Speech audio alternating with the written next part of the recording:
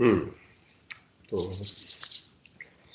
तो हमने बात, अब तक हमने 5G नेटवर्क पर बात की। 5G नेटवर्क क्या होता है? 5G नेटवर्क एक एडवांस्ड वायरलेस टेलीकम्युनिकेशन नेटवर्क है जिसकी डाटा स्पीड जो हमारे 4G नेटवर्क है उससे 10 गुना नहीं, उससे भी शायद ज़्यादा होगी। लेटेंसी पीरियड जिसका कम होगा, जिसकी बैंडविड्थ ज़्यादा होगी। और आने वाले समय में भारत 2024 तक इसको इम्प्लीमेंट करने की कोशिश कर रहा है, जिसका उपयोग हमारी बहुत सी टेक्नोलॉजीज के लिए किया जाएगा। ये हमारी 5G टेक्नोलॉजी है, हमारी ब्लॉकचेन टेक्नोलॉजी है। जिस ब्लॉकचेन टेक्नोलॉजी का इस्तेमाल करके हम बहुत छोटे छोटे डाटा पैकेट्स बना सकते हैं, बनाते हैं। और जो डाटा पैकेट एक दूसरे से जुड़े रहते हैं, एन्क्रिप्टेड फॉर्म में रहते हैं, डिस्ट्रीब्यूटेड लेजर होता है, जिसके द्वारा हम जो इंफॉर्मेशन है वो स्टोर कर सकते हैं और पीयर टू पीयर बेसिस पर, जिस पर किसी दूसरी थर्ड पार्टी वेरिफिकेशन की आवश्यकता नहीं होती। वो हमारी ब्लॉकचेन टेक्नोलॉजी होती है जिसका उपयोग क्रिप्टो करेंसी में किया जाता है। परंतु इसके अलावा इसका बहुत सारा और उपयोग किया जा सकता है। इसको हम एग्रीकल्चर के फील्ड में, हेल्थ केयर के फील्ड में, इवन टैक्सेशन के फील्ड में इसका इस्तेमाल कर सकते हैं। टिकटिंग के लिए इस्तेमाल करते हैं, बहुत सारे सब्सिडी के लिए इसका इस्तेमाल किया जा सकता है। तो जहाँ भी हम एक ट्रेल, एक ऑडिटेबल ट्रेल बनाना चाहते हो, ऑडिटेबल ट्रेल बनाना चाहते हो, वहाँ हम इस ब्लॉकचेन टेक्नोलॉजी का यूज़ कर सकते हैं। और ये उन 5 टेक्नोलॉजी में से एक है जो नीति आयोग द्वारा चुनी गई है ताकि भारत के लिए एक टेक्नोलॉजिकल रोड मैप बनाया जा सके, जिसमें ब्लॉकचेन है, आर्टिफिशियल इंटेलिजेंस है, इंटरनेट ऑफ थिंग्स है, बिग डेटा एनालिटिक्स है और रोबोटिक्स है। आर्टिफिशियल इंटेलिजेंस की हमने बात की थी। आर्टिफिशियल इंटेलिजेंस वो टेक्नोलॉजी है जिसके द्वारा हम मशीन्स की जो कॉग्निटिव एबिलिटी है उसे सीख, उसकी जो कॉग्निटिव की हिंदी शायद मेरे पास नहीं है, कॉग्निटिव जो उसकी एबिलिटी है, उसकी योग्यता है, उसको बढ़ाने का काम करेगी, जिसके द्वारा मशीन्स अपने स्तर पर जो इंसान की तरह सोच सकती हैं, परसीव कर सकती हैं, लर्न कर सकती हैं, प्रॉब्लम सॉल्व कर सकती हैं और डिसीजन मेकिंग में के काम कर सकती हैं। आर्टिफिशियल इंटेलिजेंस से एक ह्यूमन एफर्ट बहुत बड़े स्तर पर बच जाएगा, तो वो हमारी आर्टिफिशियल इंटेलिजेंस है। देन वी है, कल हमने बात की थी क्वांटम कंप्यूटिंग की, जो कि एक डिफरेंट तरीके की कंप्यूटिंग, एक प्रोसेसिंग टेक्नोलॉजी है डाटा प्रोसेसिंग के लिए, एक नई तरीके की टेक्नोलॉजी जिसमें हम क्वांटम लेवल पर, क्वांटम जो होता है आयन, प्रोटॉन, इलेक्ट्रॉन, उस क्वांटम लेवल पे का इस्तेमाल करके कोडिंग के लिए उसको इस्तेमाल कर सकते हैं, जिससे हमारे जो कंप्यूटर्स हैं उनकी प्रोसेसिंग स्पीड जो जितनी आज है उससे कई मिलियन गुना जो है, कई करोड़ गुना तक जो है बढ़ जाएगी। और इस तरीके के क्वांटम कंप्यूटिंग में जो आज हम बिट्स यूज करते हैं उसकी जगह पर क्यूबिट्स का इस्तेमाल किया जाएगा और ये कई सुपर कंप्यूटर से भी आगे होगा। इसका जो भारत का जो department of science and technology है उसका अपना ये कार्यक्रम है जिसका नाम है quantum enabled science and technology, post करके ये प्रोग्राम है 2018 का। इस कार्यक्रम के लिए भारत सरकार ने 8,000 करोड़ रुपए department of science and technology को दिए हैं अगले 5 साल में इसे और फर्दर डेवलप करने के लिए। तो इसमें बहुत सारी वो हैं, उम्मीदें हैं। और इसको गूगल ने इस तरीके का एक कंप्यूटर अपना बनाया है जिसका नाम है साइकामोर नाम का एक कंप्यूटर बनाया है। जो साइकामोर जो आज के समय के जो सुपर कंप्यूटर है, नॉट हमारे नॉर्मल कंप्यूटर, आज जो है बहुत फास्ट सुपर कंप्यूटर्स हैं, शायद चाइना का इस समय पर सबसे फास्ट सुपर कंप्यूटर है, वो सुपर कंप्यूटर जिस प्रोसेसिंग को करने के लिए 10,000 साल लगाएगा, उस प्रोसेसिंग को करने के लिए इस साइकामोर कंप्यूटर ने कुल 200 सेकेंड यानी कि 3 मिनट 20 सेकेंड लगाए थे। जो सुपर कंप्यूटर है उसकी एबिलिटी को भी कई लाख गुना से ज्यादा उसने बढ़ा दिया। तो ये इस क्वांटम कंप्यूटिंग की जो कैपेसिटी है, जो उसकी शक्ति है, वो ये है क्वांटम कंप्यूटिंग की। तो क्वांटम कंप्यूटिंग आने वाले समय का एक सच हो सकता है, जब बहुत सारी कंप्यूटिंग डिवाइसेस होंगी हमारे आसपास जो हमारे लिए फैसले कर रही होंगी। तो ये हमारा साइका मोड जो है गूगल के द्वारा बनाया गया क्वांटम कंप्यूटर है।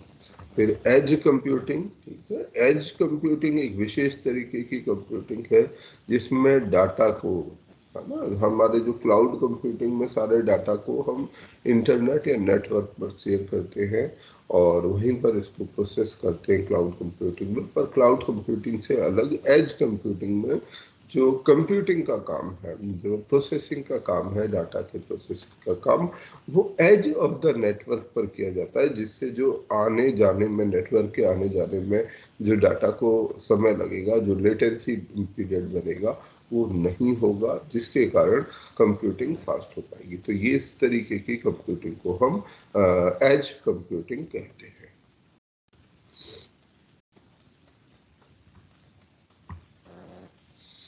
अब आज हम बात करेंगे डार्क नेट की।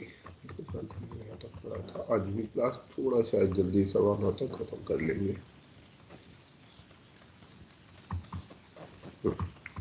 अब आज बात करते हैं डार्क नेट की। क्या होता है डार्क नेट?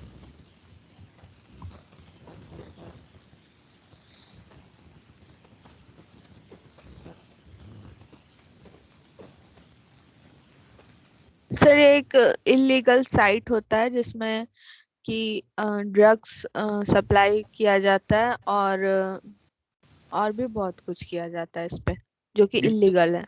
वो ठीक है, अब इलीगल से इलीगल भी नहीं है, मतलब अब एक्चुअली फिर उसे डिफाइन करना पड़ेगा what is illegal.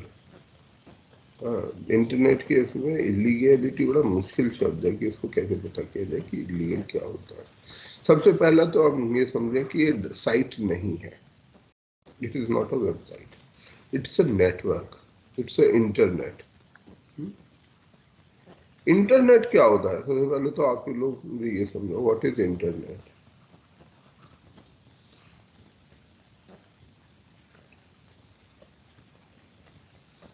So which connect different types of things. किसने बनाया इंटरनेट?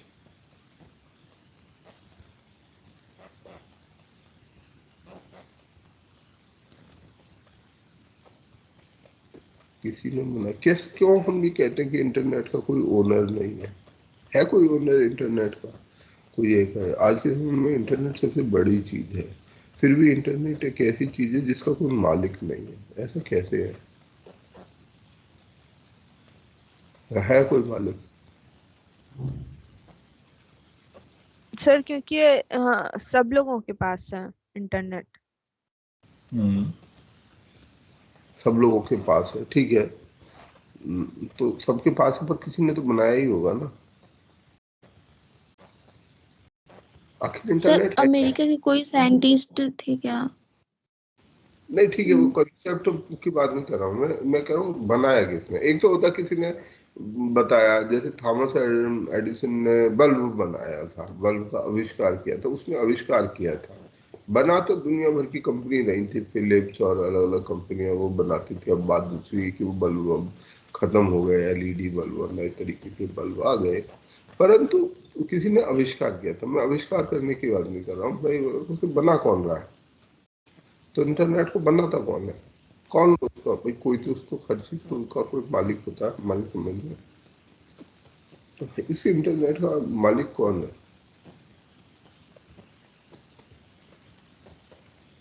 है क्या इंटरनेट? ओके, चलो कि इंटरनेट, सबसे पहले इंटरनेट समझते हैं तभी डार्क नेट समझ पाएंगे। अगर हम इंटरनेट नहीं समझेंगे तो फिर डार्क नेट को दिक्कत होती है।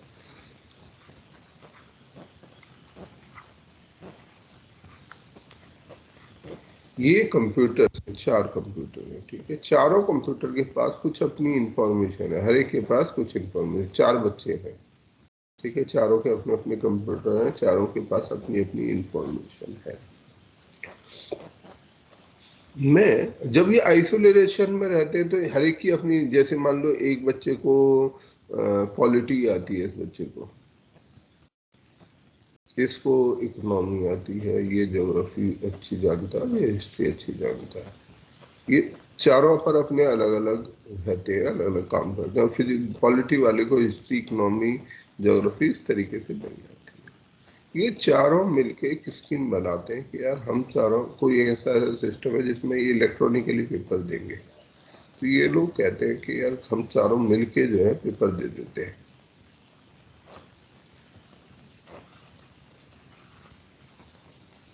ठीक है।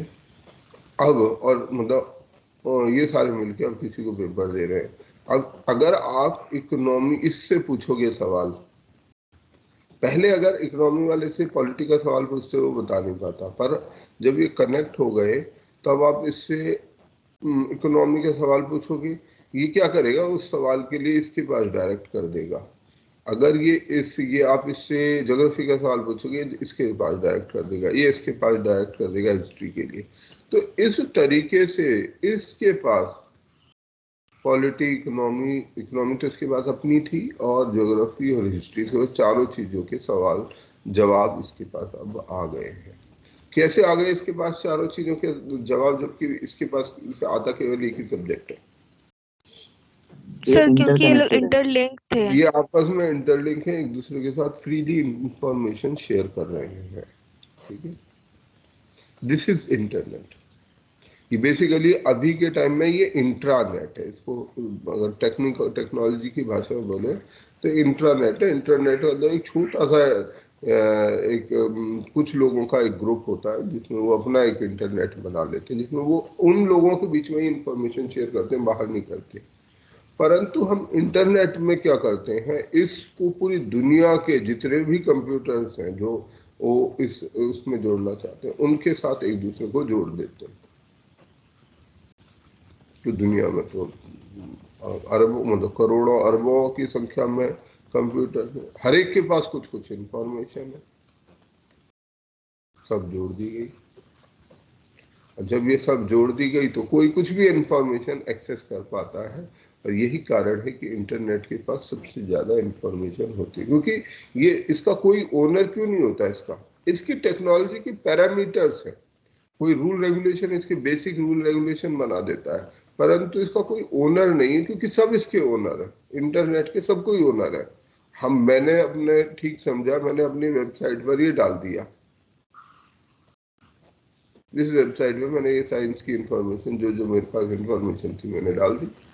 अब ये पब्लिक डोमेन में पड़ी हुई है, जो भी चाहे, जिसके पास ये एड्रेस है वो आए, इसको पढ़े, देखे, और जो इस्तेमाल करना कर ले। अब ये पब्लिक एक्सेस में है।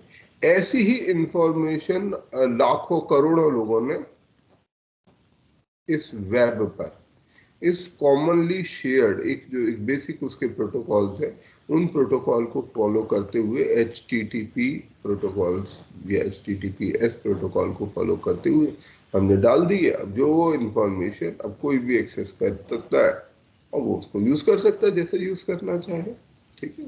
HTTP hypertext T for some tech, P for protocol, HTTP याद है किसी को?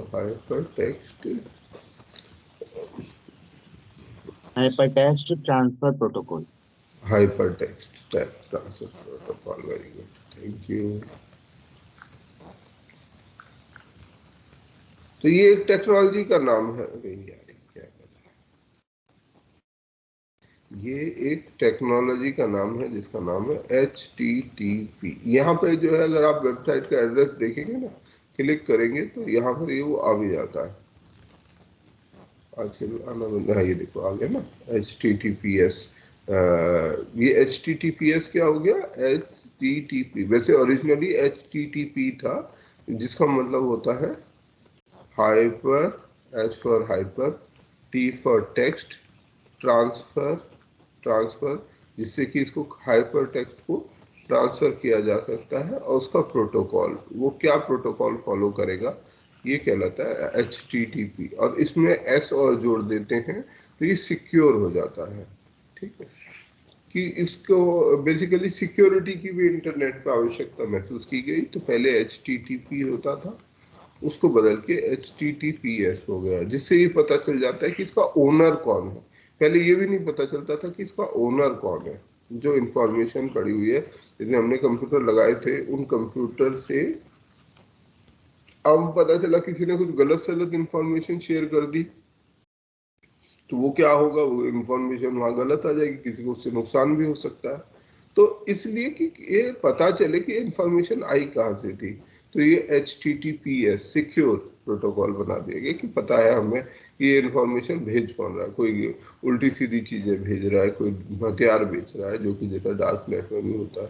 तो ये हमारा इंटरनेट है, जो हमने पब्लिक डोमेन में डाल रखा है। इसमें कोई भी आकर लोगों के बीच पड़ा हुआ है, पब्लिक डोमेन में ये उपलब्ध है, कोई भी आए अपना एक्सेस करे। बस आपके पास क्या होना चाहिए, लिंक, एड्रेस, केवल एक ही चीज की जरूरत है आपको, एड्रेस।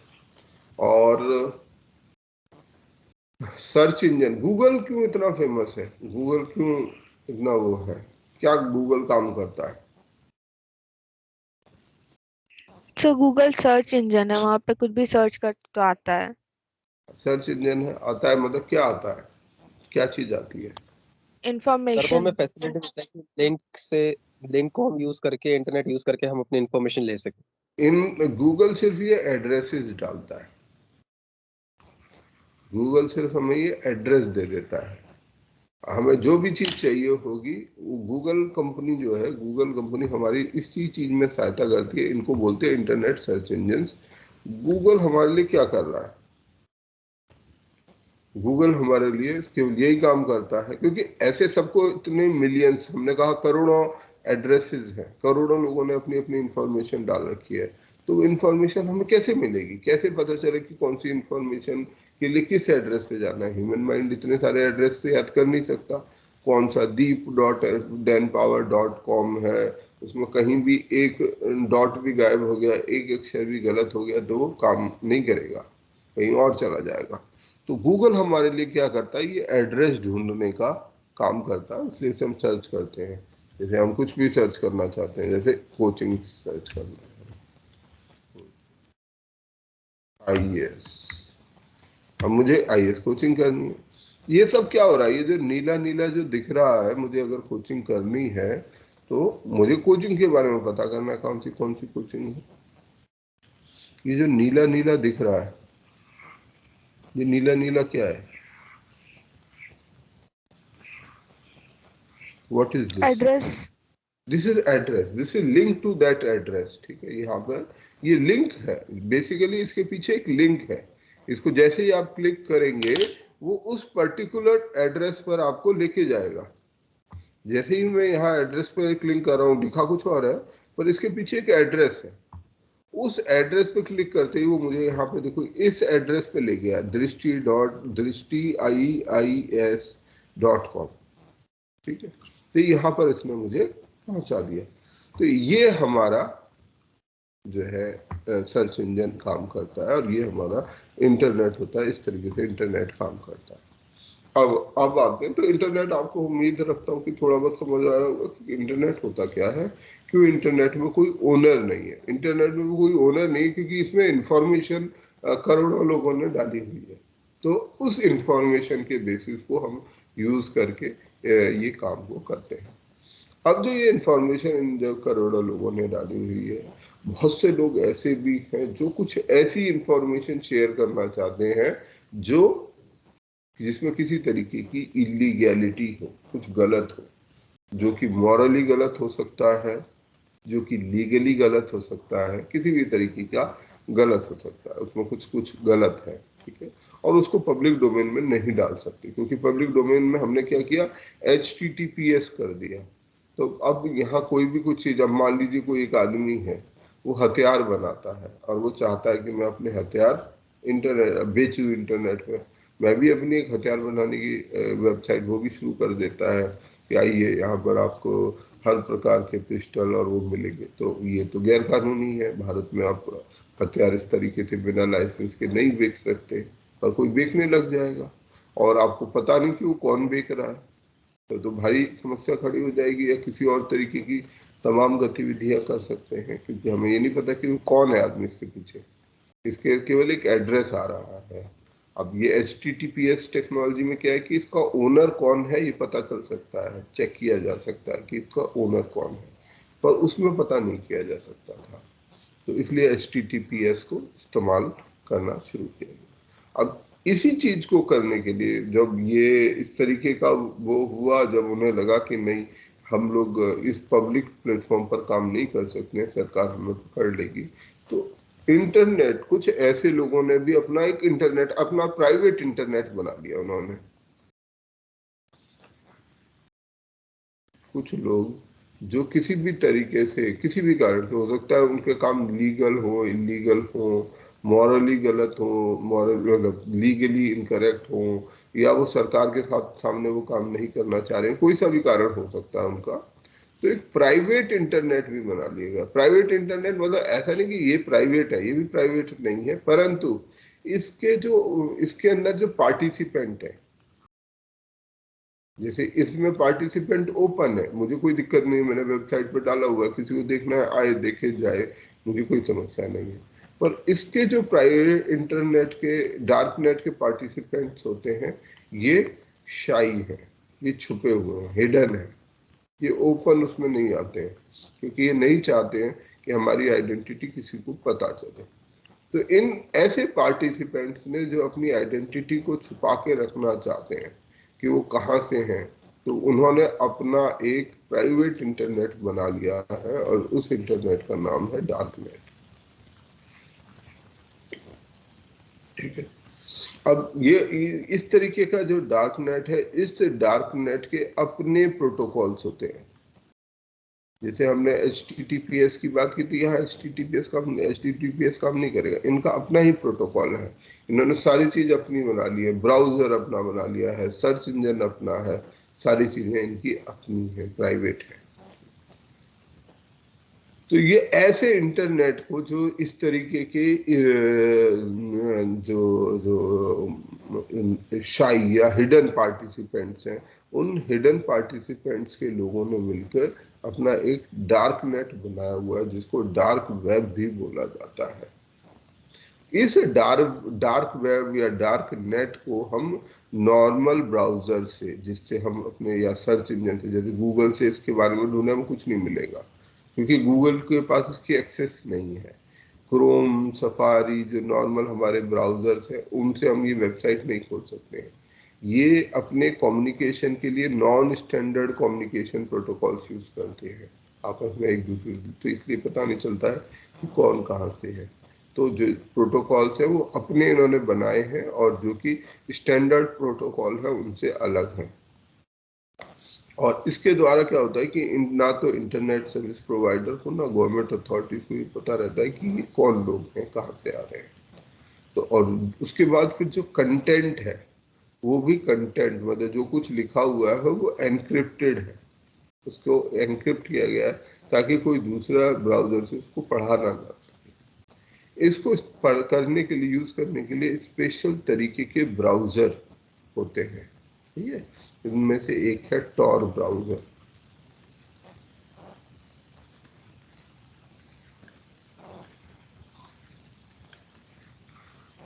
टॉर का मतलब है ओनियन रिंग।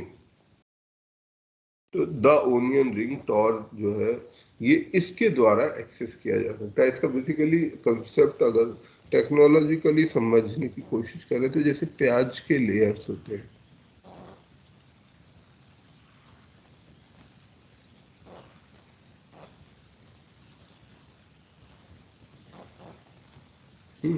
तो ये प्याज के जो लेयर्स हैं, प्याज के लेयर्स के में जिस तरीके से ये लेयर और इसके अंदर की लेयर से कनेक्टेड नहीं है, ये वाली लेयर इसके अंदर की लेयर से कनेक्टेड नहीं है, ये इसके अंदर से नहीं है, ये इससे नहीं है, ये नहीं है। अब यहाँ अंदर कौन बैठा है बाहर की प्याज की लेयर से हमें कभी पता नहीं चल सकता।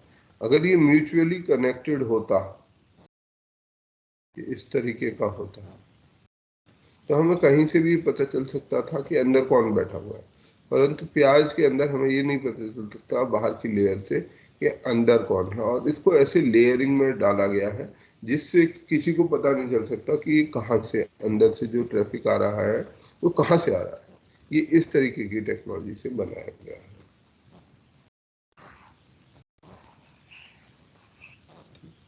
ये डीप वेब का केवल एक हिस्सा है, और जो कि डीप वेब एक ब्रॉडर कॉन्सेप्ट है। एक और चीज है जिसका नाम डीप वेब होता है। डीप वेब वो ऐसा हिस्सा होता है इंटरनेट का जिनको हमने डीप वेब, जिसको हमने जान के इनएक्सेसिबल बनाया है कि सर्च इंजन वगैरह उसको सर्च ना कर सके। जैसे मैंने ये वेबसाइट बना रखी है, मैंने ये ओपन वेबसाइट बना रखी है, कोई भी आके इसको सर्च कर सकता है। परंतु इस वाली में नहीं, किसी और वेबसाइट पर कुछ सेक्शन ऐसे बना रखे हैं जो कि हिडन है, शायद इस पे भी होंगे। ये जैसे लॉगिन है, अब ये लॉगिन करने के लिए, जैसे मैंने थोड़ा सा चेंज कर दिया, अब ये लॉगिन करने के लिए आपके पास ये ईमेल और पासवर्ड होना चाहिए। तो ये यहाँ पर पब्लिक नहीं आ सकती, यहाँ कोई भी आदमी ऐसे ही एक्सेस नहीं कर सकता विदाउट पासवर्ड।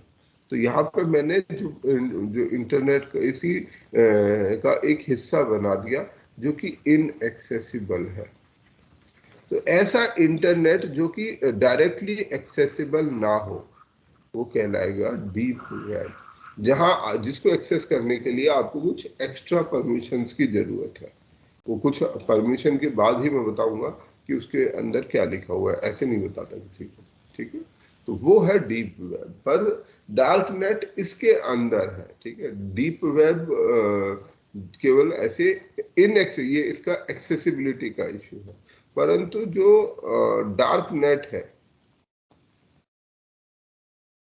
उसको डेलिबरेटली हिडन रखा गया है। डीप वेब एक्सेसिबल है, लॉगिन पेज तक हम पहुंच जाते हैं, परंतु लॉगिन पेज से आगे नहीं बढ़ेंगे क्योंकि वहां पर मैंने एक्सेस को लिमिट किया।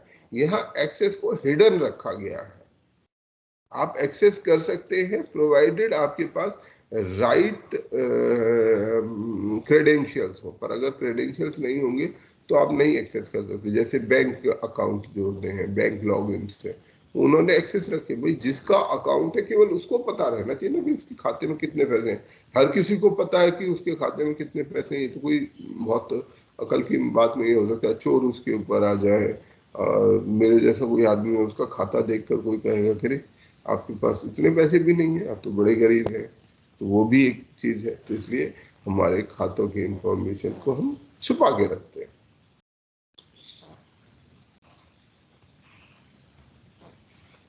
और जो सरफेस वेब है, सरफेस वेब वो वेब है जो कि इजीली ओपनली एक्सेसिबल है, कोई भी आके उसको देख सकता है। जैसे हमारी वेबसाइट से जो होती हैं, ये सब सरफेस वेब है जिसको हम किसी भी तरीके से यूज किया जा सकता है। अब हम डार्क नेट के इस्तेमाल पर आ जाते हैं। डार्क नेट को ऐसा नहीं कि हमेशा सभी लोग जो गलत हैं वही इस्तेमाल करते हैं, इसका कुछ कुछ और भी इस्तेमाल हो सकता है। जैसे कि एक इस्तेमाल में यहाँ में लिखा हुआ गया है, जैसे कि जो जर्नलिस्ट हैं, सिटीजन, ऐसे भी देश हैं, कई ऐसे देश हैं जहाँ बहुत ऑपरेसिव रिजीम्स हैं। सरकार नजर रखती है कि आप क्या कर रहे हो, किससे बात कर रहे हो, कहाँ जा रहे हो। ऐसी सरकारें हैं। एक मिनट दीजिएगा।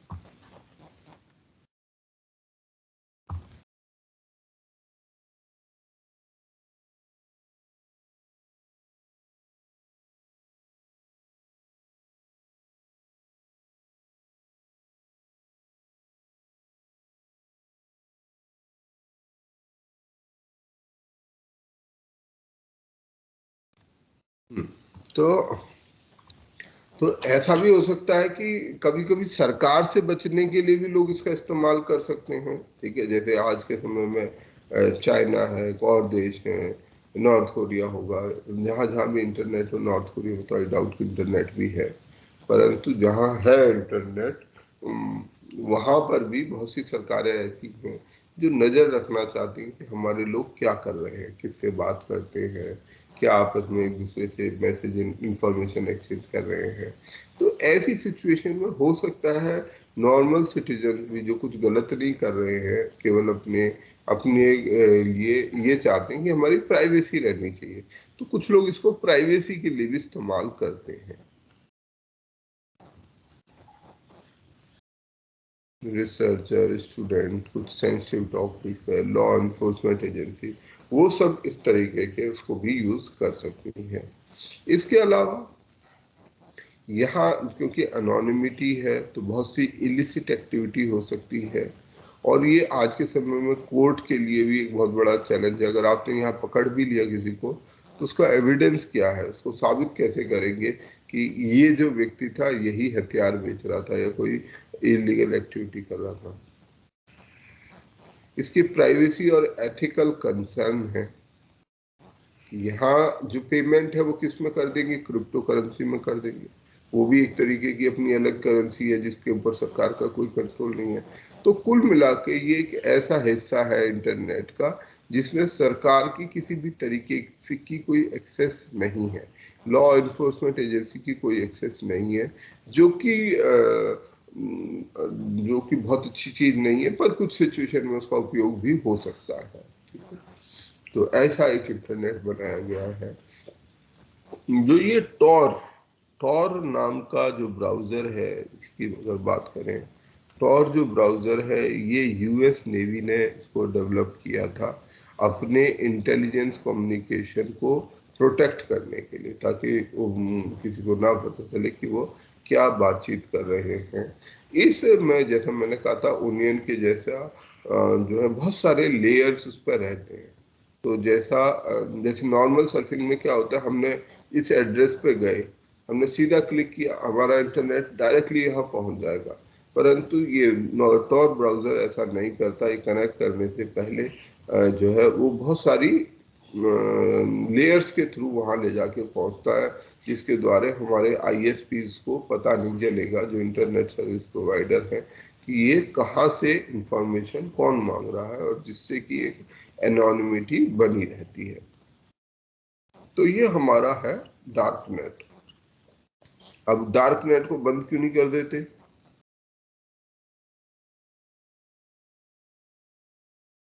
क्यों नहीं बंद कर देते?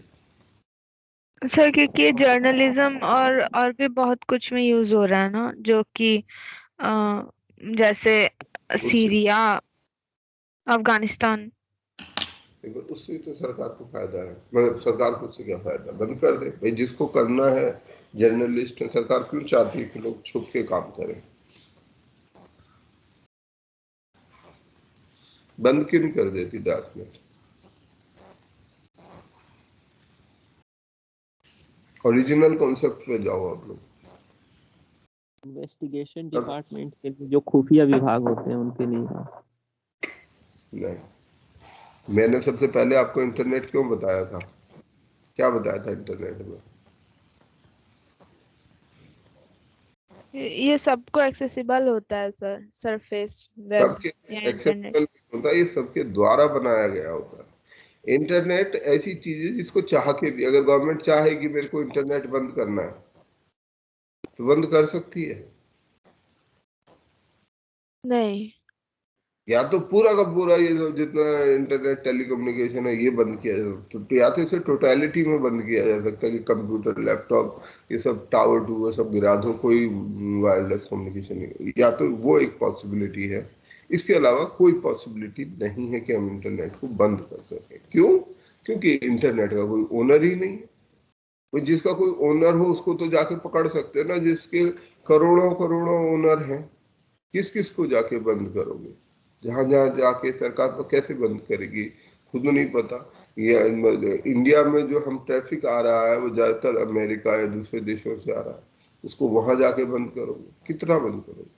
तो इंटरनेट को बंद करना पॉसिबल नहीं है। हाँ, ये पॉसिबल है कि हम नॉर्थ कोरिया के जैसे पूरी तरीके से टेलीकम्युनिकेशन को ही खत्म कर दें, तब ये शायद संभव हो जाएगा, परंतु वो करना तो एक एक्सट्रीम स्टेप है और कोई भी सरकार आज के समय में नहीं कर सकती। तो इंटरनेट को बंद नहीं किया जा सकता, डार्क नेट को बंद किया जा सकता। Same applies to dark net. जब तक इंटरनेट रहेगा तब तक डार्क नेट रहेगा। कोई ना कोई आदमी अपने तरीके से कोई ना कोई टेक्नोलॉजी लगा के अपनी कुछ प्राइवेट टेक्नोलॉजी बना लेगा, कुछ लोग मिलके अपनी कुछ टेक्नोलॉजी बना के अपना कम्युनिकेशन करते रहेंगे। तो डार्क नेट को बंद करना भी उसी तरीके से पॉसिबल नहीं है जैसे इंटरनेट को बंद करना आज के समय में पॉसिबल नहीं है। एग्रीड? Yes sir. ठीक है। Yes sir. अब डार्क नेट की हम न्यूज में क्यों है डार्क नेट? क्योंकि इस यहाँ पर बड़े सारे ये सब ड्रग ट्रैफिकिंग और ये सब उल्टे सीधे काम होते रहते हैं, ह्यूमन ट्रैफिकिंग, ड्रग ट्रैफिकिंग, हथियारों का खरीद फरोख्त, जितने तरीके के उल्टे सीधे काम है यहाँ पर होते हैं, हो सकते हैं। तो ये जो डार्क नेट है, जो एनसीबी हमारा national control bureau, narcotics control bureau है, उसने डार्क नेट पर अपना नारकोटिक ऑपरेटिव, एक ऐसा आदमी जो इंटरनेट पर डार्क नेट पर ड्रग्स बेचा करता था, उसको पकड़ा, जिसने बहुत सारी जो साइकोट्रोपिक ड्रग्स को वो विदेशों में पार्सल कर रहा था, ऐसे उसको पकड़ा है। ये नारकोटिक कंट्रोल ब्यूरो है, ये 1986 में बनाया गया था। नारकोटिक्स एनडीपीएस एक्ट है, NDPS act narcotic drugs and psychotropic substance act है, बहुत ही स्ट्रिंजेंट एक्ट है। अभी अगर कुछ समय पहले आपको याद हो कि एक उसको पकड़ा गया था, किसका लड़का? आर्यन खान वाला मामला हुआ था। आर्यन खान। आर्यन खान। एनडीपीएस एक्ट से ही संबंधित है। एनडीपीएस एक्ट में बहुत सख्त प्रावधान है, जैसे बेल का प्रावधान नहीं है। आमतौर में अगर कोई आप अपराध करते हैं तो आपको जमानत दे दी जाती है ना, जब तक जांच चल रही है, इन्वेस्टिगेशन हो रही है, तो आपको जमानत दे देते हैं। परंतु एनडीपीएस एक्ट में जमानत का प्रावधान डायरेक्ट पुलिस वाला नहीं दे सकता, कोर्ट देगा, और उसको वो भी काफी स्ट्रिक्ट है, इसीलिए वो 30 दिन तक जेल में रहा। इसमें केवल पुलिस को ये साबित करना है, अगर आप 5 ग्राम से ज्यादा पोजेशन है, अलग अलग इनका वेट होता है, तो इतने से ज्यादा अगर आप किसी ड्रग्स के पोजेशन में है, गांजा भांजा जितने होते हैं, तो उनके किसी पोजीशन में, उनकी भी अलग अलग क्वांटिटी है, उसके पोजीशन में है, तो आपको वो एक्ट की धारा के अंदर गिरफ्तार कर लेंगे और आपकी जमानत नहीं होगी। तो इस तरीके की गंभीर ड्रग्स को लेकर, और इसका उद्देश्य ये है कि लोग जो है ड्रग्स से दूर अपने आप को रखें और साइकोट्रोपिक सब्सटेंसेस का इस्तेमाल ना करें। तो इसके सर लिए यूज करना, सर यूज करना और मतलब उसका मतलब सेलिंग करना, सर दोनों का सजा अलग है कि सेम है? अलग अलग है। यूज करना और उसको बेचना, इन दोनों को अलग अलग है। इसीलिए मैंने आपको कहा, यूज में तो आप 1 ग्राम में भी पकड़े जाओगे, पर 1 ग्राम में अगर पकड़े गए तो आपको जेल में उतना लंबा नहीं रहना पड़ेगा, ठीक है, क्योंकि सरकार कहेगा भाई आदमी, मुझे पता नहीं पर ड्रग्स की कितनी मात्रा का यूज करता होगा, बहुत थोड़ी मात्रा में ड्रग्स यूज किए जाते हैं, कोई किलो 2 किलो में थोड़ा ना ड्रग यूज किया जाता है, बहुत थोड़ी सी मात्रा जो है कंज्यूम की जाती है। तो कंज्यूम करने के वाले के पास एक बहुत थोड़ी मात्रा हो सकती है, इसलिए उन्होंने रख दिया है कि भाई अगर 5 ग्राम से ज्यादा है तो 5 ग्राम आदमी अपने कंजम्पशन के लिए नहीं इस्तेमाल करेगा, इसको वो किसी न किसी को देगा। तो अगर आप इस सेलिंग के नेटवर्क में हैं तो आपको पकड़ने के लिए इस तरीके का ये जो वेट का कॉन्सेप्ट, मैं श्योर नहीं हूँ कहाँ किस किस ड्रग के लिए कितना कितना वजन है, पर वजन का क्राइटेरिया उसमें है। तो अगर आप एक पर्टिकुलर अमाउंट से ज्यादा, वजन से ज्यादा ड्रग के साथ पकड़े जाते हो, तो इसका मतलब है आप उसे पर्सनल कंजम्पशन की बजाय उसे बेचने के लिए रखे हुए, और इसलिए आपको वो एनडीपीएस के अंदर गिरफ्तार कर लेते हैं, फिर आपको काफी बड़ी समस्या का सामना करना पड़ता है। तो वो ये जानकारी आप सभी को रखनी चाहिए, और किसी भी हालत में जो है इस तरीके की चीजों से अपने आप को दूर रखना चाहिए। ऐसा ही केस इसी एनडीपीएस के तहत एनसीबी जो बनाई गई है उसके द्वारा जो है डार्क नेट के ऑपरेटिव को पकड़ा गया, जिसमें वो डार्क नेट पर इन ड्रग्स को बेचता हुआ जिसकी जानकारी मिली। तो जितनी लॉ एनफोर्समेंट एजेंसी है, इंटेलिजेंस एजेंसी है, वो इस ड्रग ट्रैफिकिंग से फाइट करने और इलीगल सब्सटेंसेस को रोकने के लिए काम करती है। ये जो ये एनडीपी नारकोटिक कंट्रोल ब्यूरो है, ये custom, central excise, state police, CBI, CEIB, इन सब के साथ जो है मिलकर काम करती है।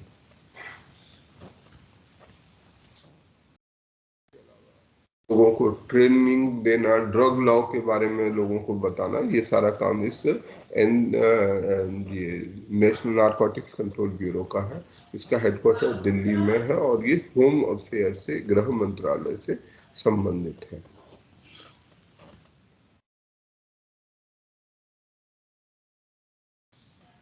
ठीक है, तो ये हमारा हो गया डार्क नेट।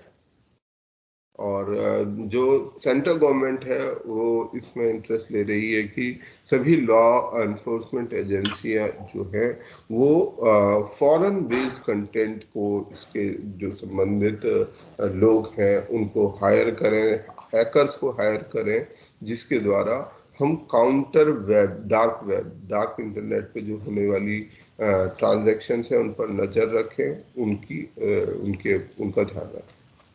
इसके लिए सीडैक भी बनाया गया है जो सीएसआईआर के साथ मिलकर dark net telescope based cyber security monitoring and interference framework इनके द्वारा बनाया गया है।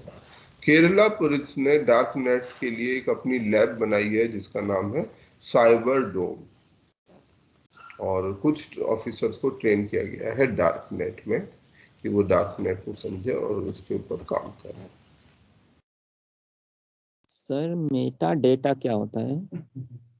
मेटा डेटा जैसा एक बेसिक इंफॉर्मेशन होती है। मेटा डाटा, जब हम किसी भी वेबसाइट पर जाते हैं, इंटरनेट पर जब जाते हैं, तो अब जैसे सर्च इंजन है, सर्च इंजन को कैसे पता चलेगा कि इस वेबसाइट पर क्या पड़ा हुआ है? इसमें मान लीजिए 50,000 शब्द लिखे हुए हैं, 1,00,000 शब्द लिखे हुए हैं। अब वो शब्द क्या है, उन शब्दों में कौन सा शब्द इंपॉर्टेंट है, क्या महत्वपूर्ण है, ये वेबसाइट का क्या बेसिक ऑब्जेक्टिव है, ये वेबसाइट को कैसे पता चलेगा?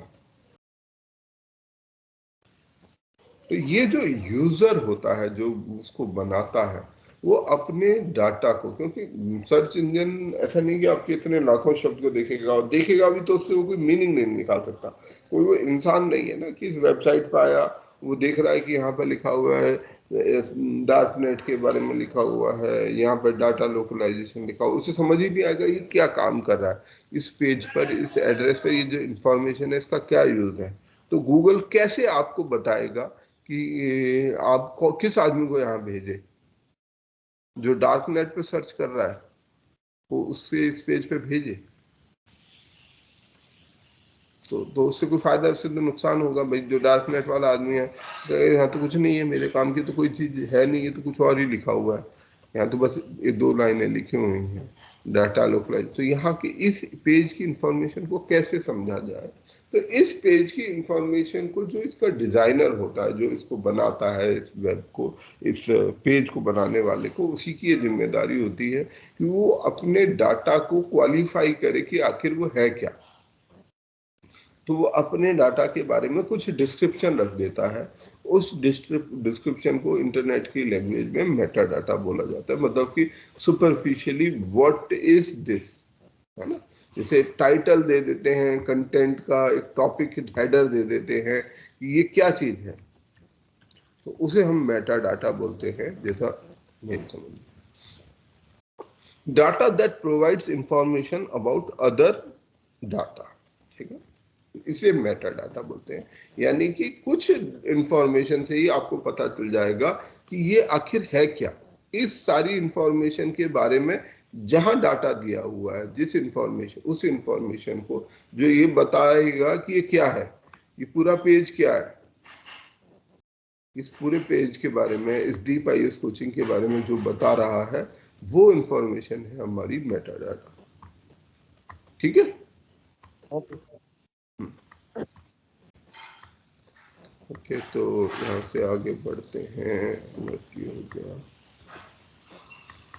तो ये हमारा डार्क नेट है, और डार्क नेट से हमारे को अपने को, और डार्क नेट पे ये भी आप लोगों को भी एडवाइस करूंगा कि it's not advisable to visit dark net. काफी क्यूरोसिटी की वजह से आपके अंदर ये इच्छा जागृत हो सकती है कि जो है मैं भी डार्क नेट पे विजिट करके आऊं, but this is not advisable.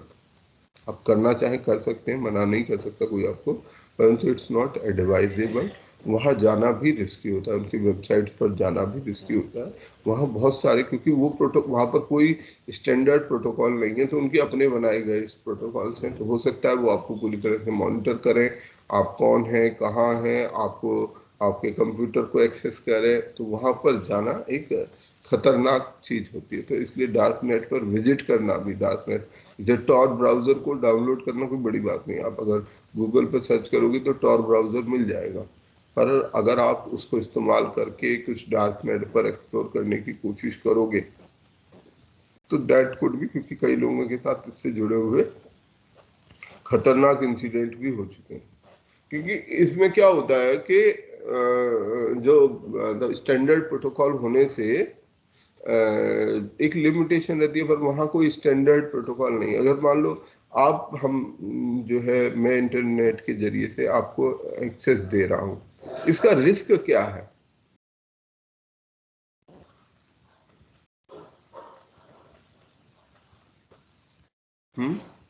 मैंने वो कंप्यूटर जोड़ दिए, वापस जोड़ते हैं चारों कंप्यूटर को।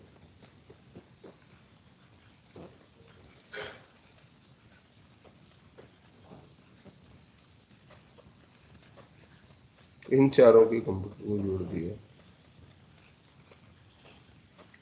इसमें कोई रिस्क भी है कि ये बच्चा पॉलिटी का बहुत अच्छा स्टूडेंट है, हिस्ट्री का है, तो इसमें हिस्ट्री का कंटेंट अपना दे दिया, इसमें इकोनॉमी का दे दिया, इसमें ज्योग्राफी का दे दिया। इसमें रिस्क क्या है? इसमें कोई रिस्क वो भी पॉलिटी वाला हो सकता है कि गलत इंफॉर्मेशन दे दे सबको। नहीं नहीं, वो भी नहीं है। इससे ऐसा ज्यादा एक्चुअली क्या है, ये सबके अपने अपने पर्सनल कंप्यूटर्स हैं, सबके अपने अपने पर्सनल प्राइवेट कंप्यूटर्स हैं। अब यहाँ पर मैंने अपनी इकोनॉमी की, जैसे ये वेबसाइट है, मैंने बहुत सारी अपनी ये इन्फॉर्मेशन डाली हुई है, ठीक है, आप इसको एक्सेस करें, मुझे कोई पाबंदी नहीं है। बट कोई आदमी आके मेरे ही कंप्यूटर को एक्सप्लोर करने लगे, है ना, मेरी बहुत सारी ऐसी पर्सनल चीजें हो सकती हैं, ईमेल हो सकता है, मेरा बैंक हो सकता है, मेरी बहुत सारी ऐसी इंफॉर्मेशन हो सकती है जिसको मैं नहीं चाहूंगा कि मैं उसे पब्लिकली एक्सेसिबल रखूं, ऑब्वियसली, ठीक है। परंतु डार्क नेट पर, इसके लिए क्या होता है, जो इंटरनेट है उसके लिए उसने कुछ अपने वो बना रखे हैं, प्रोटोकॉल्स बना रखे हैं कि भाई आप जब किसी के विजिट करोगे तो आप ये चीज कर सकते हो, ये चीजें नहीं कर सकते हो। परंतु क्योंकि डार्क नेट तो भाई एक में कोई कंट्रोल तो है नहीं, तो उन्होंने किस तरीके के प्रोटोकॉल बना रखे हैं जिसकी हमें कोई जानकारी नहीं है, तो वो किस हद तक आपको एक्सप्लोर कर सकते हैं हमें नहीं पता है। तो हो सकता है जब आप डार्क नेट पे विजिट करने जाओ, आप उनके उसको वेब को पढ़ रहे हो, पता चला वो आपके कंप्यूटर को और आपकी जो चीजें हैं उनको एक्सेस कर रहे हैं, आपके ईमेल, बैंक और क्या क्या। थोड़ी देर बाद एक मैसेज आ रहा है आपके पास कि भाई इतने पैसे दे दो, नहीं तो ये वाली चीज आपकी हम जो है कहीं शेयर कर देंगे, ये कर देंगे, वो कर देंगे, बैंक से आपके पैसे निकालेंगे, कुछ भी कर सकते हैं। तो इसलिए डार्क नेट, रैंसमवेयर है, हाँ, तो इसे रैंसमवेयर कहते हैं। रैंसमवेयर एक अलग चीज होती है, वैसे रैंसमवेयर एक अलग चीज होती है। रैंसमवेयर डार्क नेट नहीं है। रैंसमवेयर होता है, रैंसमवेयर में मोडसिक जैसी है, जैसे रैंसमवेयर आपको डार्क नेट पे ज्यादा मिल जाएंगे। आपने कोई प्रोग्राम वहां से लिया, कॉपी किया और इंस्टॉल किया, तो रैंसमवेयर या कुछ ना कुछ खतरनाक होगा। इनफैक्ट नहीं भी आप डाउनलोड करोगे तब भी जो है ऐसा हो सकता है। रैंसमवेयर क्या होता है वैसे, क्योंकि इन्होंने बोला इसलिए मैं सब इम्पोर्टेंट है सर वो पैसे लेते हैं ना किडनैपिंग के बाद, शायद वही। ये ऐसे सॉफ्टवेयर्स हैं, ठीक है, जो इस तरीके से बनाए जाते हैं लोगों को चीट करने के लिए, लोगों से उगाही करने के लिए, उनसे रैंसम लेने के लिए इन सॉफ्टवेयर्स को बनाया जाता है। तो उन सॉफ्टवेयर्स को हम रैंसमवेयर्स बोलते हैं। चीटिंग के लिए, रैंसम के लिए बनाए गए सॉफ्टवेयर का नाम है। ये क्या करते हैं, ये आपके कंप्यूटर में एक बेनाइन सॉफ्टवेयर, एक नॉर्मल सॉफ्टवेयर के जैसे, एक फाइल के जैसे आएंगे, ठीक है, और आपको वो अट्रैक्ट करेंगे या कि आप उनको इंस्टॉल करो। जैसे बहुत सारा होता है ना कि ये बटन दबाओ आपको 100 रुपये मिलेंगे, और ये करो तो ऐसा होगा। वेबसाइट पर भी बहुत सारा मिलता है, ईमेल पे आता है, आजकल व्हाट्सएप वगैरह पे भी खूब आता है। उसका उद्देश्य क्या है, वो बटन जो दबाना क्यों चाहते हैं आपसे, क्योंकि सर बटन फिरौती दबाते ही आप बहुत सारी सीक्वेंस ऑफ कमांड अलाउ कर देते हो। जैसे आपने वो बटन दबाया, आपने परमिशन दे दी उसको कि आप, वो कंप्यूटर को परमिशन दे दी कि आप ये कर दो। जैसे इंस्टॉल बटन होता है ना हमारे कंप्यूटर में कि इंस्टॉल दे, तो जैसे ही हम वो इंस्टॉल बटन दबाते हैं, इट मीन्स हम इंस्टॉल करने के लिए बहुत सारी परमिशन दे रहे हैं कि मेरे कंप्यूटर में आपको जो जो चेंजेस करने हैं आप कर लो। अन्यथा नॉर्मली वो आपके कंप्यूटर में ज्यादा से ज्यादा रीड कर पाएगा, उसके आगे कुछ नहीं कर पाएगा। परंतु जैसे ही आपने इंस्टॉल कर दिया, वो रीड की जगह राइट करना भी शुरू कर देगा। अब वो आपके कंप्यूटर के अंदर की चीजों को वो तब्दील कर सकता है। तो वो रैंसमवेयर क्या करते हैं, इस तरीके से आपके कंप्यूटर को तब्दील कर देते हैं कि आप खुद ही उस कंप्यूटर को, अपने को या लैपटॉप को या मोबाइल को नहीं चला पाएंगे, या उसे फिर वो कहेंगे कि आप हमें इतने पैसे दो, ये दो, वो दो, तभी हम आपको इसे अलाउ करेंगे, नहीं तो आप जो है आपका कंप्यूटर बेकार है। बहुत बार वो लोगों से पैसा भी ले लेते हैं इस चक्कर में। तो ये इस तरीके के उसको रैंसमवेयर बोलते हैं। पर हाँ, वहां से आपको इस तरीके के रैंसम वाले इश्यूज आपको फेस करने को मिल सकते हैं अगर आप डार्क नेट पर विजिट करते हैं। ये राइडर मैं इसलिए दे रहा हूँ कि हो सकता है डार्क नेट के बारे में बात करें, क्योंकि जब जितनी डार्क चीजें होती हैं वो हमें, जितनी डार्क चीजें होती हैं वो क्या करती हैं, दे अट्रैक्ट अस। उनकी अपनी एक खासियत है ना। इंसान की एक बड़ी बेसिक फितरत है। जैसे आप सबसे ज्यादा प्रभावित किससे होते हो, भारत में सबसे ज्यादा मूवी किस पर बनी होंगी, डॉन पर, सर सिंडिकेट्स, अंडरवर्ल्ड। डॉन। सबसे ज्यादा हम मूवी जो है डॉन पर बनाते हैं, अंडरवर्ल्ड पर बनाते हैं, बदमाश लोगों पर बनाते हैं, उनको ग्लैमराइज करके दिखाते हैं। कहीं ना कहीं ये इंसान की अपनी एक साइकोलॉजिकल वो है। और जैसे हम बहुत, आपने देखा कि भगत सिंह पर कितनी फिल्में बनी होंगी, तब भी बेचारे में बन गई हैं। बहुत सारे ऐसे लोग हैं, जैसे चंद्रशेखर आजाद, आपने कोई फिल्म देखी है चंद्रशेखर आजाद पर मूवी बनी हुई? नहीं बनी, देखी होगी, ठीक है। गांधी पर भी एक दो मूवीज ही हम जानते हैं जो बनी हुई है, भारत में तो कोई नहीं बनी हुई। जो बनी भी है वो किसी एजेंडा के जरिए से बनी है। जो एक अच्छी मूवी गांधी की है वो हॉलीवुड ने बनाई है, जबकि गांधी जी को हम अपने देश में क्या मानते हैं, भारत का राष्ट्रपिता मानते हैं। कहने को हम राष्ट्रपिता कहते, पर हम इतनी भी जहमत नहीं उठा पाए। फालतू जितने डॉन हैं, अमिताभ बच्चन ने कितनी मूवी में स्मगलर का रोल किया होगा, उसे शायद खुद भी नहीं पता होगा, है ना। इतनी मूवी तो मैंने भी देखी है कि मुझे भी नहीं पता कि कितनी मूवियों में वो डॉन है। लगभग इनवेरिएबली हर मूवी में, आज के समय में भी वैसे ही रहता है। तो जितनी डार्क चीजें होती हैं वो हमें ज्यादा अट्रैक्ट करती हैं, ये उनकी खासियत होती है, चाहे डॉन, अंडरवर्ल्ड, तो ऐसे चीजें हमें अट्रैक्ट करती हैं। तो इसीलिए मैं ये राइडर देना चाह रहा था कि ये डार्क नेट है, ऊपर से आपको लग सकता है कि बहुत अच्छा, मतलब क्या है यार, देखा जाए कैसे होता है, इसमें कुछ होता है। परंतु अगर इस पर आप विजिट करने का सोच रहे हैं तो be very very cautious that you may fall into trouble. Okay, चलो, ओके, ये टॉपिक और फटाफट से कर लेते हैं। डाटा लोकलाइजेशन, ठीक है। डाटा लोकलाइजेशन ये क्या होता है जी, डाटा लोकलाइजेशन? सर जो पर्सनल डेटा होते हैं रेसिडेंट के किसी कंट्री के, उसको सेफ करके रखना। सेव करने से भी ज्यादा इंपॉर्टेंट ये है कि वो वहां पर होना चाहिए। एक्चुअली इसका ये सवाल कहाँ से उठा, डाटा लोकलाइजेशन का प्रॉब्लम क्या है? Because data is not localised. जैसे कि अगर हम ये बात करें कि आपकी हमारी बैंकिंग इंफॉर्मेशन,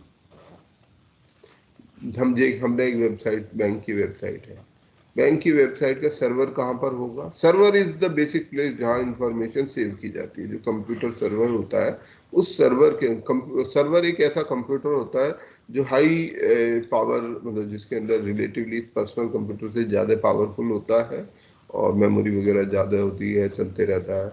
उस तरीके के कंप्यूटर को हम सर्वर कंप्यूटर बोलते हैं। ठीक।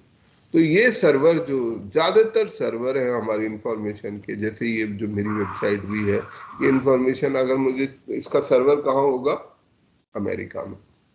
जो जीमेल का सर्वर है वो कहाँ पर है? अमेरिका में। गूगल का सर्वर अमेरिका में। ज्यादातर जो हमारी इंफॉर्मेशन है उसके सर्वर कहाँ पर है? अमेरिका में।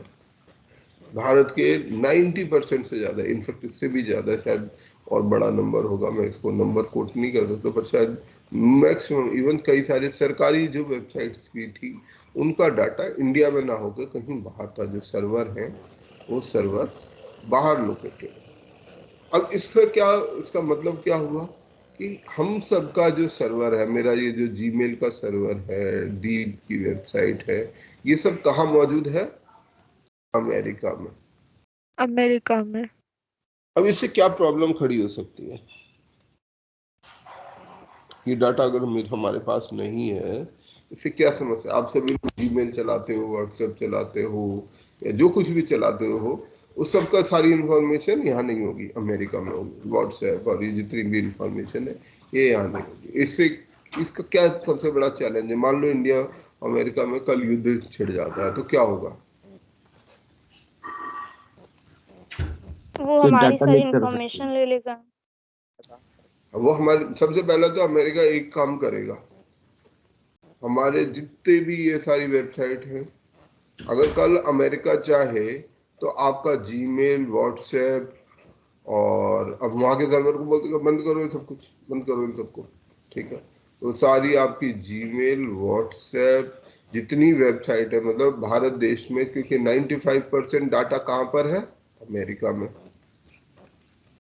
हमारे देश की 5% वेबसाइट भी काम नहीं करेंगी। 5% of the internet will not be, मतलब 95% of the internet will not be accessible अगर कल इंडो इन अमेरिकन वॉर शुरू हो जाता है। अमेरिका को केवल एक लीगल वो प्रोविजन वहां इन्वोक करना है कि जो एक होता है एलियन कुछ एक्ट होता है, जैसे जब भी युद्ध होता है ना, तो आप दूसरे देश की कोई भी चीज के साथ वो नहीं कर सकते। उसको सब कंपनियों की केवल उस एक्ट के तहत ये कहना है कि नहीं, आप यहाँ से कोई इंफॉर्मेशन वहां नहीं भेजोगे, वो बंद कर देंगे। तो हमारी जितनी भी इंफॉर्मेशन है, जो एक प्राइवेट पर्सन के पास जितनी भी हमारी सारी इंफॉर्मेशन और जो कुछ भी है, वो सब बंद हो जाएगी। हमें नहीं पता कि जीमेल पे हमारे क्या पड़ा हुआ है, वेबसाइट पर क्या पड़ा हुआ है। अगर हमारी बैंकिंग वेबसाइट का सर्वर भी बाहर है तो हमारी बैंक की वेबसाइट भी इनएक्सेसिबल हो जाएगी। तो ये बहुत बड़ा एक फंडामेंटल चैलेंज है हमारे लिए, है या नहीं है ना? Yes sir. क्योंकि भाई ये मतलब हम ये समझो पूरा देश ही ट्रिपल डाउन कर जाएगा। वॉर तो क्या लड़ेगा, मतलब पूरा देश ही, क्योंकि आज के समय में अगर इंटरनेट और ये खत्म हो जाए, सोचो हमारी हमारी किताबें भी शायद इसके अंदर होंगी, हमारी फोटोज इसके अंदर है, सब कुछ इसके अंदर ही है। अब हमारे पास हाथ में तो कुछ नहीं है, सब कुछ क्लाउड पर है। और कल को ये चीज सिचुएशन हो जाए, लेट्स से वर्ल्ड वॉर 3 शुरू हो जाता है, फिर इसके बाद तब क्या होगा? सोच के देखो इस बात को कि क्या होगा। मतलब आप सोचो, आपकी कोई इंफॉर्मेशन आपके पास, आपके सर्टिफिकेट आपके पास नहीं होंगे, आपके फोटोग्राफ्स आपके पास नहीं होंगे, आपके ईमेल आपके पास नहीं होंगे, आपकी बुक्स आपके पास नहीं होंगी। आप बिल्कुल हेल्पलेस, हम लोग बिल्कुल हेल्पलेस हो जाएंगे अगर ऐसा हो जाए। आपका बैंक आपके पास नहीं है, कुछ नहीं होगा हमारे। That would be a disastrous situation. आप सोच के देखो कि होगा क्या। और ऐसा बिल्कुल हो सकता है, बहुत आसानी से हो सकता है। अगर इस तरीके की कोई सिचुएशन, वर्ल्ड वॉर होने के लिए कोई बहुत माहौल थोड़ी खड़ा करना पड़ा था। 2 मिनट में वॉर की सिचुएशन तो 2 मिनट में शुरू हो जाते हैं। 2 पागल लोग इकट्ठे हो जाए, हो गया वॉर। वॉर के लिए कोई वो थोड़ी चाहिए होता भाई। एक हिटलर था, बहुत था, एक आदमी ने, या मतलब दूसरी तरफ भी एक आदमी होगा, 2 आदमी इकट्ठे हुए, उन्होंने कहा ठीक है हम तो ये करेंगे, क्या रोक सकते हो? तो इस तरीके की सिचुएशन ये हमारे यहाँ डेवलप हो सकती हैं। इस सिचुएशन को बचाने का ये तरीका है डाटा लोकलाइजेशन। ये हम अपने डाटा को बाहर रखें ही क्यों, हम क्यों चाहते हैं कि हमारा डाटा यहाँ ना रह के कहीं बाहर रहे, हम अपना डाटा अपने पास रखें। तो इस बात के लिए आरबीआई ने विशेष रूप से वो किया है, इंसिस्ट किया है कि जितनी पेमेंट इंफॉर्मेशन है, अच्छा ये तो एक ही हिस्सा हुआ, दूसरा हिस्सा ये भी हो सकता है कि आप कौन क्या करता है, कहाँ रहता है, ये सब इंफॉर्मेशन भी अमेरिका के पास हमारे डाटा के जरिए से, किसका फोन नंबर कहाँ है, वो सब भी इंफॉर्मेशन उसके पास होगी, जिससे कि वो वॉर के समय में किसी भी तरीके से यूज कर सकता है। तो आरबीआई ने ये स्ट्रिक्ट गाइडलाइन दी है कि भाई आप जो है सारी जितनी पेमेंट इंफॉर्मेशन है, पेमेंट सिस्टम डाटा है, वो डाटा भारत के अंदर मौजूद रहना चाहिए। Payment system, entire payment system का जो डाटा है वो भारत के अंदर में मौजूद रहना चाहिए। और यही चीज डाटा लोकलाइजेशन है। जो personal data of countries resident should be processed and stored in that country. It may restrict flow entirely or allow for conditional data sharing और डाटा mirroring। मतलब हमारे देश से डाटा बाहर नहीं जाना चाहिए, और जाए भी तो विशेष परिस्थितियों में ही उसको बाहर जाना चाहिए। तो धीरे धीरे ये रियलाइजेशन दुनिया में सब जगह हो रहा है कि लोगों की जो सोवरेनिटी है, जो संप्रभुता है, वो इसके कारण खतरे में पड़ सकती है। संप्रभुता, संप्रभुता, ठीक है। तो जो सॉवरेनिटी है हमारी, इस डाटा लोकलाइजेशन ना होने के कारण हो सकती है खतरे में पड़ जाए। अमेरिका में भी इसी तरीके के कंसर्न है, ठीक है। अच्छा, ये एक क्लाउड एक्ट है यूएसए का, जो कि बेसिकली डीमोनोपोलाइज करना चाहता है यूएस अथॉरिटीज से डाटा को, और जो टेक कंपनीज के साथ, जो फॉरेन गवर्नमेंट के साथ वो डाटा शेयर कर सके, इसको वो अलाउ करने के लिए क्लाउड एक्ट यूएसए में बनाया गया। फिर एक और एक्ट है, कानून, वो ये प्राइवेसी संबंधित कानून है, जिसका नाम है जनरल डाटा। ये अमेरिका के कानूनों की बात चल रही है। ये ऊपर वाला कानून क्लाउड जो है अमेरिका का कानून है, जिसके द्वारा जो सरकार की मोनोपोली है कि सरकार कल चाहे भी तो ये नहीं कर पाए, तो उसको करने के लिए क्लाउड एक्ट है। फिर जनरल डाटा प्रोटेक्शन रेगुलेशन है यूरोपियन यूनियन का, जिसके द्वारा जो cross border movement of data है उसको रोका जाएगा। ये क्रॉस बॉर्डर मूवमेंट होगा, परंतु वो देश की जो साइबर सिक्योरिटी रूल्स है उसके अनुरूप ही हो सकता है, उसके अलावा नहीं हो पाएगा। जितने पेमेंट वाले ऑपरेटर, बैंक वगैरह लोग हैं, उन सब से कहा गया था आरबीआई द्वारा कि सभी अपना अपना डाटा को यहाँ लोकलाइज करो, यहाँ पर लेकर आओ। इसमें जो है कुछ डाटा को हम बाहर विदेश में शेयर कर सकते हैं, परंतु जो डाटा का लोकलाइजेशन होना चाहिए, जो जहाँ पर रखा जाना चाहिए वो यहाँ पर मौजूद होना चाहिए।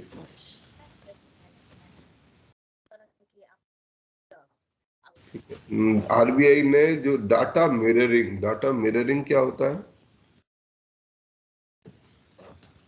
डाटा मिररिंग है कि हम एक ही डाटा की कॉपीज बना के रखें, जिसे हम डाटा बैकअप भी बोलते हैं सरल भाषा में।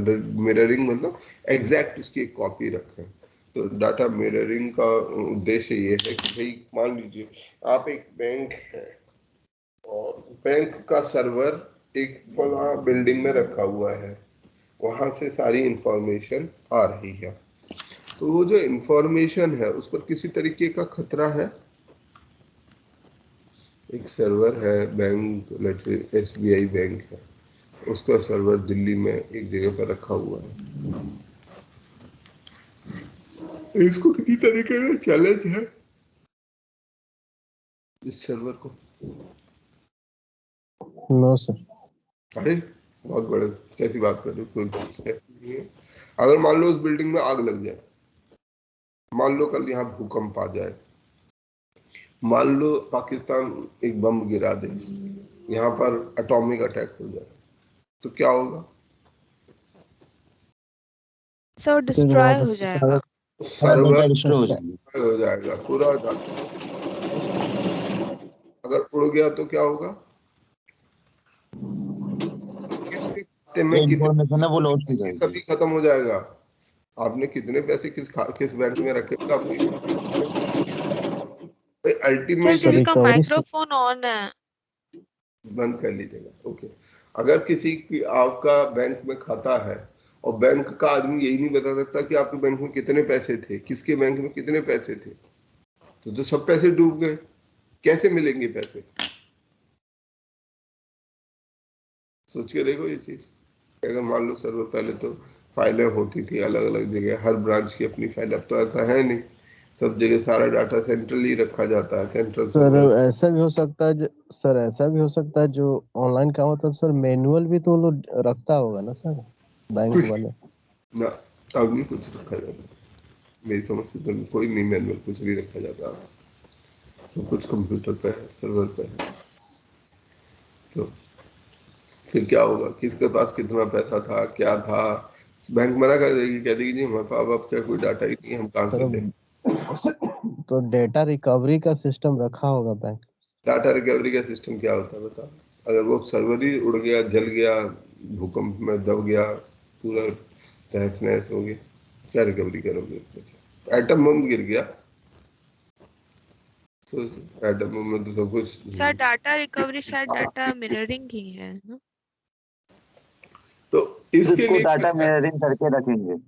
हाँ, इसके लिए क्या किया जाता है कि डाटा की कॉपीज बना के रखी जाती है कि सेम टाइम में जो भी इंफॉर्मेशन है, मान लीजिए कहीं कोई ऐसा डिजास्टर हो भी जाता है तो उससे, क्योंकि हो सकते हैं, होते हैं डिजास्टर, ऐसा थोड़ी कि हो ही नहीं सकता। अभी यूक्रेन और रशिया में माहौल गर्म है, थोड़ा सा और होगा तो लड़ाई करने लग जाएंगे। अब यूक्रेन में उसने बम गिरा दिया है, रशिया पर हो गया तो हो सकता है।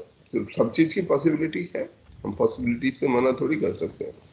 तो ऐसे में हम क्या करते हैं कि डाटा को मिरर कर लेते हैं। मिरर मतलब एक कॉपी हमने यहाँ दिल्ली में रखे हुए, एक कॉपी बेंगलोर भी रख दो, अब दोनों जगह एक साथ में एटम बम गिरेगा, इस बात की संभावना थोड़ी सी कम है। अच्छा चलो ये एक ही देश है, ऐसा करते हैं एक जो है कॉपी न्यूयॉर्क में रख देते हैं।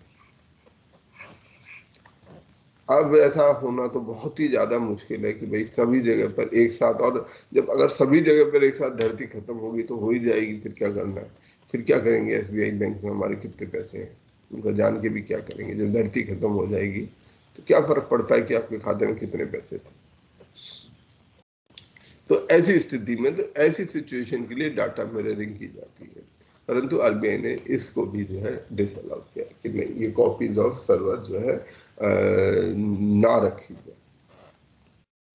इसके संबंधित में बीएन कृष्णा कमेटी है, ये सब जो डाटा प्रोटेक्शन एक्ट, आज के समय में डाटा प्रोटेक्शन को लेके ज्यादा से ज्यादा अवेयरनेस बढ़ रही है कि हमें अपने डाटा प्रोटेक्शन के लिए काम करना चाहिए। गवर्नमेंट इसके लिए अपनी जो डाटा ड्राफ्ट पॉलिसी, अभी हम यहाँ पर उसके नीचे आ रहे हैं, ई कॉमर्स पॉलिसी ये डेवलप कर रही है। इसके अलावा एक दिशा प्रोग्राम है जिसके तहत जो हमारी डिजिटल इंफॉर्मेशन है, हेल्थ केयर एक्ट में जो हेल्थ से संबंधित हमारी इंफॉर्मेशन है उसको भी सुरक्षित किया जाना आवश्यक है। हेल्थ केयर के दौरान में बहुत सी ऐसी चीजें हो सकती हैं जो आप नहीं चाहेंगे कि हमारी ये इंफॉर्मेशन किसी के साथ शेयर की जाए, तो उस डाटा को भी सुरक्षित रखना अनिवार्य और आवश्यक है। तो उसी से संबंधित ये हमारा अगला टॉपिक है जिसका नाम है पर्सनल डाटा प्रोटेक्शन लॉ।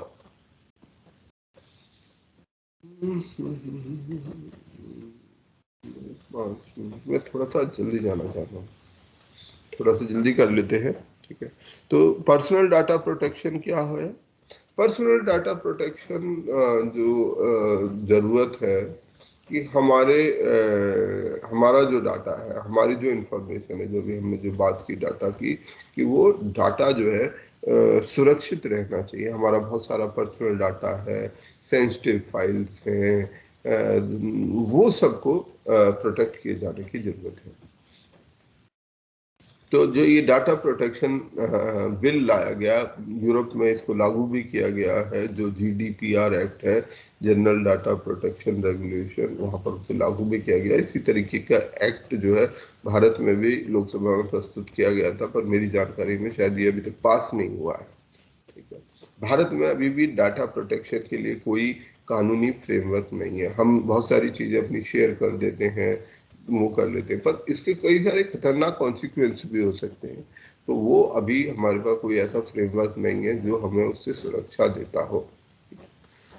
और जो हमारी जो इंफॉर्मेशन है, जैसे बहुत सारी फोटोज है फेसबुक वगैरह में, लोग उसको एडिट कर करके तरह तरह से यूज कर लेते हैं कि तमाम तरीके की चीज आज के समय में, जो एक डीप फेक नाम की चीज थी, वो लास्ट में मैं डिस्कस कर लूंगा। ठीक है, तो इसके अंदर जो ब्रॉडली आईटी एक्ट 2000 का है, वो हम उसका सेक्शन है 43A, वो एक ब्रॉड वो देता है कि मिसयूज नहीं होना चाहिए, परंतु ये केवल गवर्नमेंट कॉर्पोरेट एंटिटीज पर लागू होगा, गवर्नमेंट एजेंसीज पर नहीं लागू होगा। ठीक है, और ये कुछ बेसिक जो हमारा डाटा है, जैसे मेडिकल हिस्ट्री, बायोमेट्रिक इंफॉर्मेशन, इसके प्रोटेक्शन की बात करता है। परंतु अभी भी हमारे देश में जो ऐसा कोई कानून लागू नहीं है। बायोमेट्रिक इंफॉर्मेशन का कुछ मिसयूज हो सकता है। आधार बहुत अच्छी चीज है, बहुत खराब चीज है। सर मिसयूज हो डेटा सकता है। ब्रीच हो सकता है। मेरी समझ से आधार मतलब मैं बहुत आधार के उसमें नहीं हूँ, क्योंकि बेसिकली ये जो बायोमेट्रिक इंफॉर्मेशन जो ली जा रही है, ये biometric information along with our phone number, ये जिसको हम हर किसी को एक सेंट्रली आइडेंटिफाई कर ले रहे हैं, इसका इस्तेमाल कैसे किया जा सकता है? क्या इस्तेमाल हो सकता है आधार का? अगर मान लीजिए यहाँ पर आज डेमोक्रेटिक गवर्नमेंट ना होके कल यहाँ पर कोई ऐसी रिप्रेसिव गवर्नमेंट आ जाए, तानाशाही वाली सरकार आ जाए, तो क्या यूज कर सकती है उसका? आधार कार्ड हमारे बहुत सारे जो account number, account, bank account हो गए, उनसे जुड़े हुए होता है ना, तो उससे पर्सनल इन्फॉर्मेशन लीक हो सकती है। कैसे? पर पर्सनल इंफॉर्मेशन लीक होने के अलावा साथ साथ ये किया जा सकता है, अगर मान लो कोई एक ऐसा व्यक्ति हो जो ये चाहे कि मैं आपको, किसी भी एक अमुक व्यक्ति को मॉनिटर करना चाहूँ, आपके ऊपर जासूसी करना चाहूँ, डिजिटल स्पाइंग, तो बहुत आसानी से कर सकता हूँ। कैसे करूँगा? आपका आधार आपके फोन से लिंक्ड है, फोन एक मोबाइल टावर से लिंक्ड है। ठीक है, इसकी आपकी लोकेशन, फिजिकल लोकेशन, हर वक्त आप कहाँ जा रहे हैं, वो आपका ये साथ में, इसलिए मैं मोबाइल को हमेशा से, बहुत समय से ही कहता रहा हूँ कि मोबाइल हमारा सबसे बड़ा स्पाई है, हमारा सबसे बड़ा जासूस मोबाइल हो सकता है, क्योंकि हर वक्त हमारी इंफॉर्मेशन शेयर कर रहा है, हर वक्त बता रहा है कि कौन सा आदमी कहाँ है। आधार से मैंने अपने बैंक को लिंक कर दिया, बैंक से मैंने अपने फोन को लिंक कर दिए थे, आधार से फोन को लिंक कर दिया, अब फोन और बैंक लिंक हो गए, क्रेडिट कार्ड लिंक हो गया, मैं कहाँ गया, किससे मिला, ये पता कर सकते हैं, चल जाएगा पता। Yes sir. Yes sir, yes. भाई 2 फोन चाहिए, मैं जिस फोन से मिला, मेरा फोन जिस फोन से मिला, तो पता चल गया यहाँ 4 आदमी मिले, तो आराम से पता चल सकता है 4 आदमी कौन कौन थे। फोन से चारों के फोन के आधार नंबर को पीछे कनेक्ट करो, पता चल जाएगा कि यहाँ कौन कौन आदमी आए हुए थे। ठीक, फिर उसके बाद क्या करना है, आपका बैंक लिंक है, आपने खाना खाया या कुछ भी किया, पेमेंट किया, आपके बैंक से डेबिट हुआ, बैंक आधार से लिंक्ड है, आप कहाँ गए वो पता चल गया कि कहाँ गए, किससे मिले, क्या खाया, क्या पिया। तो अगर कोई रिप्रेसिव गवर्नमेंट आ जाती है और उस रिप्रेसिव गवर्नमेंट के हाथ में ये टूल लग जाता है, तो it can be a disaster. वो एक एक व्यक्ति को, मतलब आज के समय में इतने हाई पावर कंप्यूटर्स हैं जो एक एक व्यक्ति को मॉनिटर कर सकते हैं, कौन व्यक्ति कहाँ जा रहा है, किससे मिल रहा है, क्या करता है, क्या खाता है, कौन उसका दोस्त है, कौन उसका क्या है, वो एक एक चीज को एक एक व्यक्ति की प्रोफाइलिंग करके रख सकता है। ये आज के समय में इतना पावरफुल सिस्टम है। तो इसलिए ऐसे समय में जो हमारी एक बेसिक प्राइवेसी है, हम बेसिक प्राइवेसी चाहेंगे ना, कि हम कहाँ जा रहे हैं यार, हम अपने मम्मी पापा को भी कभी कभी नहीं बताना चाहते, हम किससे मिल रहे हैं नहीं बताना चाहते, तो ये बेसिक प्राइवेसी होती है ना। एक बेसिक प्राइवेसी, और इवन कानून ने भी माना है कि there is a right to privacy. Sir हमारा मौलिक अधिकार भी है, वो मौलिक अधिकार है हमारा। और कहीं ना कहीं ये जब अगर इसे दूसरे तरीके से देखें, क्योंकि इस पर कोई प्रोटेक्शन तो है नहीं, इसकी कोई कोई वो तो है नहीं, आज के समय में कोई सिस्टम तो हमने बनाया नहीं हुआ कि नहीं आधार का ये इस्तेमाल नहीं किया जा सकता, आधार कार्ड किया जा सकता। कहाँ प्रावधान है ऐसा कि आधार का ये चीज नहीं की जा सकती? तो कल कोई व्यक्ति कल इसको करे तो हमारे को कोई रोक नहीं सकता उसको, जो बिल्कुल संभव है। तो ऐसे में ये एक मतलब हिटलर के आने में, भाई हिटलर अगर भारत के अंदर भी आ जाए, क्यों नहीं आ सकता? हिटलर तो एक विचार है, कुछ भी हो सकता है। तो वो हमारे सबके लिए बहुत खतरनाक हो सकता है। एक बहुत अच्छी मूवी थी माइनॉरिटी रिपोर्ट, अच्छी मतलब थी तो साइंस फिक्शन, पर उसमें ऐसी तरीके का कुछ एक कॉन्सेप्ट था। तब से मैंने वो मूवी बहुत पहले देखी थी, तब से मैं आधार को लेके बिल्कुल एक्सेप्ट नहीं करता हूँ कि that is a good idea, that is not a very good idea. ठीक है, चलो आज हम यहीं रोकते हैं। ये डाटा प्रोटेक्शन है, ये इस पर और आराम से बात करेंगे, जल्दी जल्दी नहीं करते इसको, ठीक है। इम्पोर्टेंट टॉपिक है, हमको अपने राइट्स के हिसाब से भी और एक नेशनल फ्रेमवर्क में भी इसको समझना चाहिए, ठीक है। चल सर एक क्वेश्चन था। पूछो। सर काउंसिल ऑफ यूरोप में जो मेंबरशिप होते हैं 47 मेंबर स्टेट हैं, उसमें 5 council observer and 3 assembly observer दे रहा है। तो सर ये पॉइंट मुझे समझ नहीं आया कि 5 council observer and 3 assembly observers क्या दे रहा है। आपको मुझे इसकी डिटेल शेयर करनी पड़ेगी, मुझे थोड़ा सा पढ़ना पड़ेगा, अभी मैं कनेक्ट नहीं कर पा रहा हूँ। Okay sir. पर्सनली शेयर कर दीजिए। ओके ओके, चलिए बाय, टेक केयर। ठीक है sir. Thank you sir. Bye, thank you. Thank you sir. Thank you sir.